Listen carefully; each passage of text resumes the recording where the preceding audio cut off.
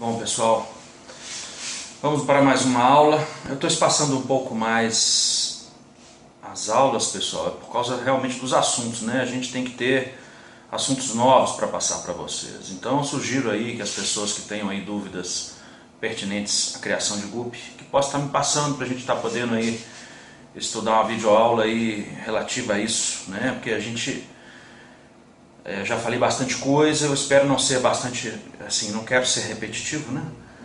Então, eu conto aí com a ajuda de vocês nisso aí. Essas dúvidas mais relativas ao hobby. O pessoal tem me perguntado muito sobre filtragem. Eu vou colocar aqui no meu canal alguns links do YouTube de filtros que são feitos aí de forma artesanal e que são muito eficientes, tá? Depois eu vou passar também os filtros que eu faço, como que é feito, tá? É muito simples, de cara já vou passar aí os links para vocês, tá bom? Essa é a nossa videoaula número 11, hoje é dia 30 de março, por volta de 11 horas da manhã. Bom, vamos começar aí falando aqui, hoje eu fiz aqui alguns tópicos que eu quero seguir para não me perder, né? Porque eu falo muito de improviso, então às vezes eu me enrolo. Mas então vamos lá. Bom, o primeiro tópico que eu vou falar aqui é a importância de se conhecer os padrões. Muita gente não leva isso a sério, né? Acha que GUP pode ser qualquer peixe com rabo grande, de qualquer jeito. Eu respeito a opinião de cada um, eu acho que cada um cria do jeito que quiser, né? Mas se você quiser ter peixes que possam estar sendo apresentados em exposições, que possam ser valorizados por ter exatamente um padrão comum, né? Muitas vezes o criador quer criar do jeito que ele bem entende, mas aí não agrada a outros, né? Então acaba se isolando, né? Os padrões eles foram feitos por pessoas que realmente criam, que são assim referências, né? Nós temos aí padrões diversos. Eu destaco muito aqui a World GUP Association pelo fato dela tentar reunir aí os padrões de GUP do mundo inteiro, tá? A gente tem os padrões americanos, que são basicamente os deltas, os véus. Nós temos a OS, que é a classe de qualquer outra nadadeira, Any Other Shape, né? Eu vou tentar ver se eu compilo pelo menos a foto, já tem uma foto do delta, eu vou ver se eu coloco a foto do véu. O véu basicamente é igual ao delta, modifica somente a dorsal e a abertura de cauda, que é até 60 graus. 60 graus para cima já é delta, tá? Nós temos os espadas inferiores, as espadas superiores, os duplo espadas, quer dizer, todos esses tipos de nadadeiras, e todas têm um padrão, tá certo? Por exemplo, o delta ele tem que ter uma abertura de no mínimo 60 graus, o peixe tem que ter as quinas bem triangulares, tem que ter a proporção de 1:1, o tamanho certinho, que é em torno de 2,7 centímetros, a dorsal, o paralelogramo, na proporção certa, tá? Eu vou colocar isso aí, as fotos, aqui no meu canal. O dupla espada já tem uma proporção diferente, tanto de tamanho, apesar de que ele é mais criado fora dos Estados Unidos, né? A gente vê dupla espadas na Europa, na Ásia. Uma coisa que tem que o pessoal ficar atento aí as espadas, elas têm que ter o mesmo tamanho. Se uma for menor que a outra, já perde ponto. Tem que estar abertinha, tem que ter o tamanho certinho da espada. A dorsal também ela é um pouco diferente. A gente avalia cor em todos os padrões, intensidade de cor, né? O padrão americano, ele leva em consideração a cor da dorsal combinando com a cor da caudal, que é o mais difícil. Por isso que nós do CCG adotamos este padrão. A gente vê peixes asiáticos às vezes com as dorsais brancas e a caudal vermelha. Isso aí, nos Estados Unidos, o peixe já entra perdendo muita pontuação. Na WGA, só se olha se existe cor na dorsal, tá certo? Então existem algumas diferenças. Eu prefiro, na minha criação, adotar a cor combinando. Por quê? Você entra em qualquer show no mundo inteiro. O pessoal critica muito o americano porque fala que é limitado, mas as regras americanas, elas são abertas a todos os tipos de nadadeiras também. Por exemplo, se você tiver aí um dupla espada, se não tiver a classe aberta dupla espada, você coloca em any other shape ou qualquer outro formato, tá? De cauda. Esses padrões de dupla espada, espada inferior também, o peixe tem que estar com a espadinha bem desenhada, bem proporcional, num tamanho certinho.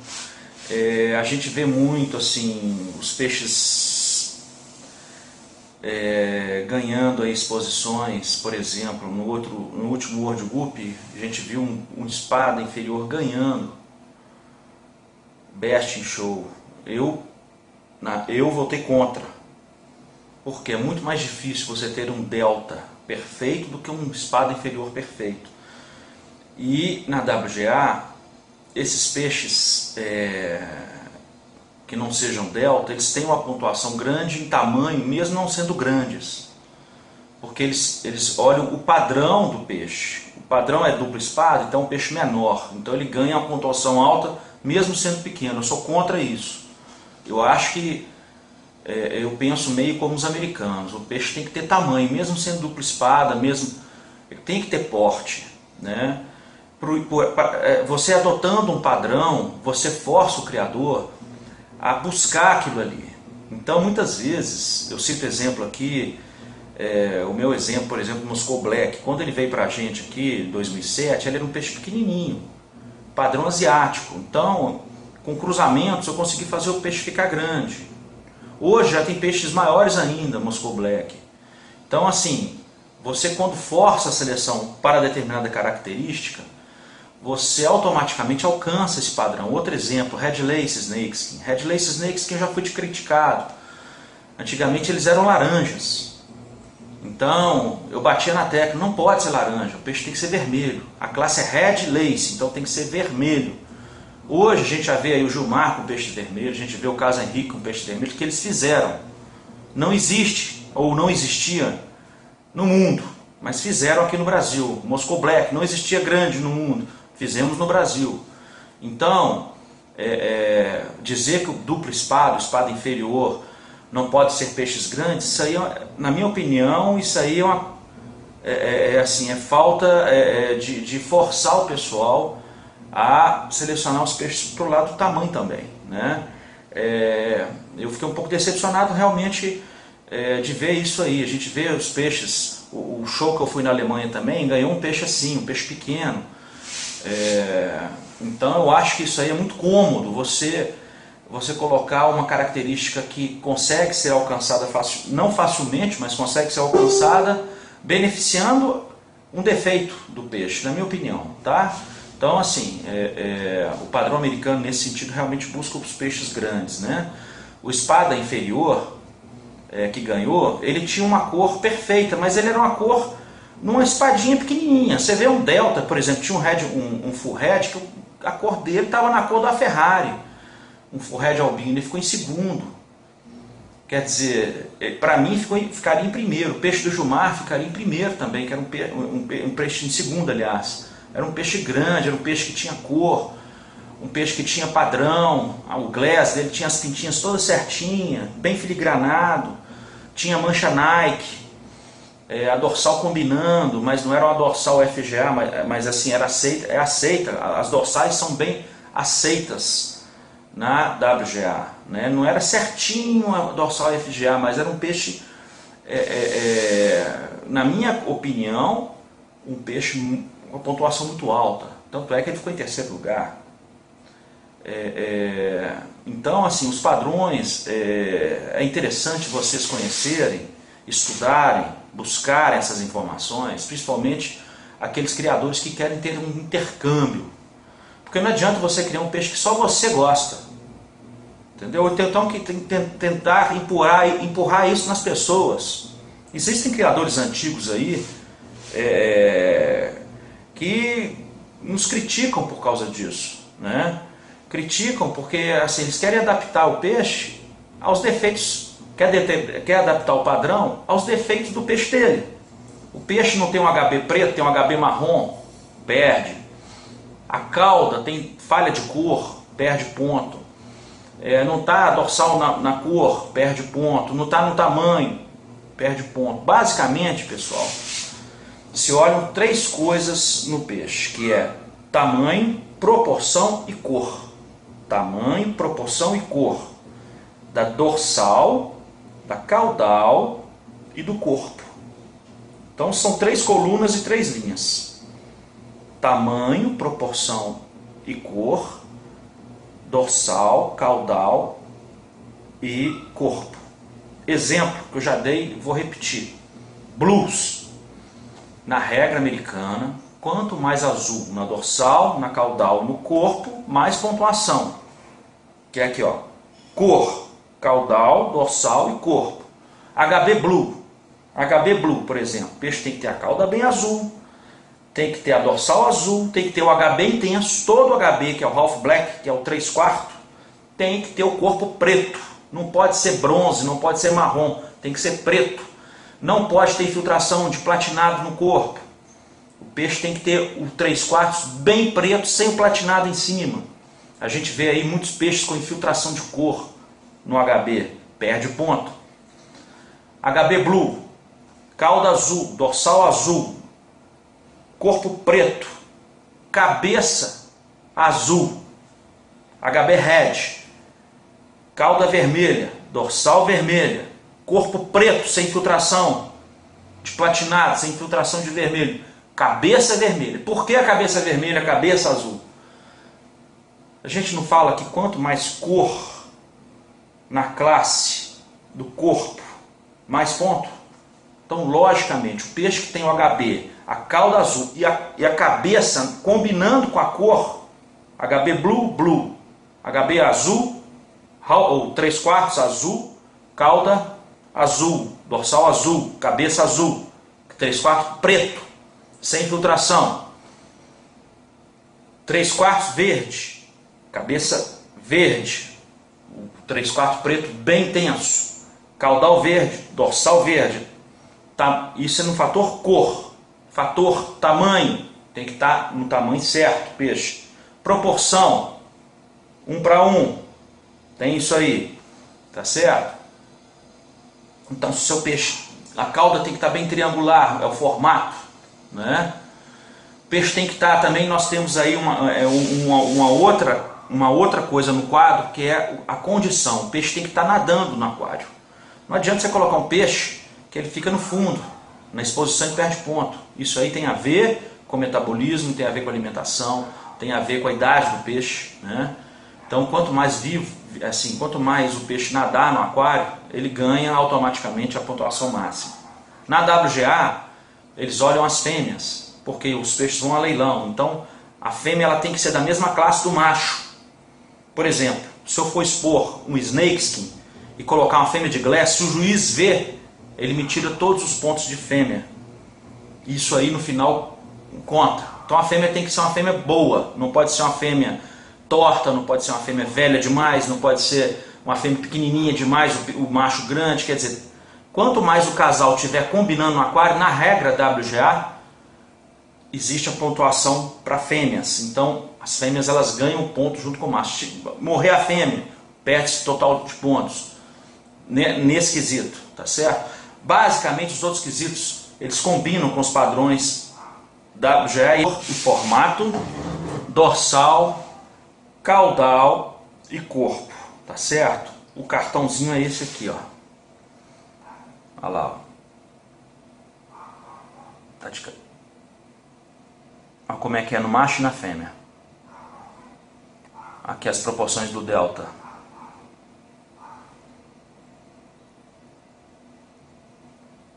Abertura de cauda, cauda triângulo, proporção 3:1 na dorsal. O tamanho do peixe aí já está no tamanho original. Esse cartãozinho aqui a gente distribui ele para os sócios do CCG nas exposições, viu, pessoal? Então, esse aí é a importância dos padrões, né? A gente tem até o padrão Half Moon hoje. O peixe tem que ter a cauda bem meia-lua, a dorsal tem que ser em pé. Então isso aí é um padrão asiático, criado pelos asiáticos, tá? Então a gente tem que seguir isso daí, tá certo? Bom, como direcionar os cruzamentos? Um exemplo, você recebe um Half Moon aí de um colega ou compra, o peixe vem com a cor defeituosa na dorsal, ou ele vem com o Half Moon não completo, um peixe com a falha no Half Moon, ele vem com a dorsal diferente da cor. Então você tem que observar isso daí e tentar consertar isso com os cruzamentos e seleção. Primeiramente, eu aconselho vocês a selecionar dentro da própria linha, o line breeding. Tentar pegar os indivíduos da mesma... Se você selecionou isso duas, 3 gerações e não deu o resultado que você quer, aí você vai procurar um peixe compatível naquele fator que você está buscando. Você vai cruzar e nos filhos você vai escolher... Eu escolho normalmente o macho mais dentro daquilo que você está buscando e volto nas fêmeas originais. Eu faço isso, tá certo? As fêmeas que estejam mais dentro do padrão, né? Como escolher essas fêmeas? Normalmente, eu já falei isso, eu escolho naquele lote de machos que estão mais dentro do padrão. Um lote de macho que as fêmeas... Um lote de macho que não está dentro do padrão, eu descarto macho e fêmea. Principalmente nas linhagens que você não consegue enxergar. Por exemplo, Glass, Snakeskin, as linhagens que tem pintas, que tem desenhos, fica mais difícil de você saber qual fêmea que é a certa. As linhagens sólidas é mais fácil, você pega o Moscou, você vê as fêmeas mais escuras, mas essas linhagens que tem pintas, eu escolho pelo padrão dos irmãos. E aí eu já pego o tamanho certinho, dentro da proporção certinha. Se eu quero desenvolver dorsal, tamanho de dorsal, a coisa mais fácil que tem, gente, é pôr dorsal. Então é só você selecionar os peixes com a dorsal maior. Ah, fiz 2, 3 gerações, a dorsal não chegou do tamanho que eu quero. Aí você pega um outro indivíduo de uma outra linha que tem dorsal zona, você joga na fêmea que tiver a melhor dorsal original, cruza, tira o filho melhor, que está dentro da cor, dentro do tamanho certinho, o filho você volta em outra fêmea também. Aí normalmente você já consegue dar uma melhorada boa na sua criação, tá certo? Então um grande macete para você, eu falo, o criador é o maestro. Maestro, você não tem orquestra que você fica direcionando? Então o criador ele tem que direcionar a sua criação. Como é que você direciona isso? Através dos seus olhos, através do conhecimento do padrão, né?